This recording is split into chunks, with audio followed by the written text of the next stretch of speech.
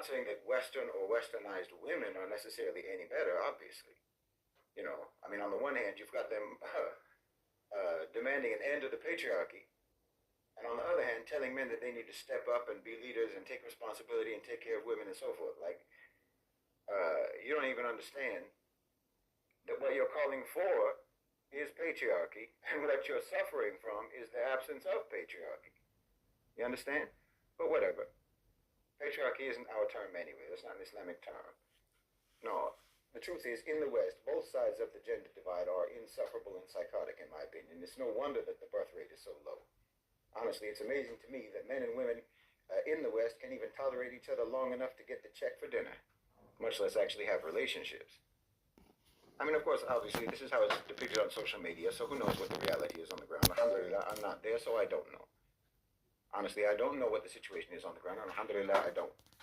But either way, the online phenomenon of social and political tantrums reflects the same thing: a basic lack of maturity, a lack of seriousness, a lack of experience, a lack of the ability to process experiences. Personally, I'm not frankly interested in the whole gender, man, woman, masculinity, femininity, red pill, feminism, black pill, white pill, all the skittles. I'm not interested in this, honestly. I've already done something like 200 videos for the Qawwamun playlist, the Qawwamun channel when we had it. I've more or less said everything that I have to say about that. But it is interesting to me for other reasons. Like I say, for the politics of it all, and what it means in terms of options for the future, for Westerners, and including Muslims in the West, because it indicates or it reveals, like I say, a lack of responsibility, a lack of maturity, and really a lack of thinking skills. Planning, anticipating consequences, and so forth. This is a real condition in the West, and it's very serious.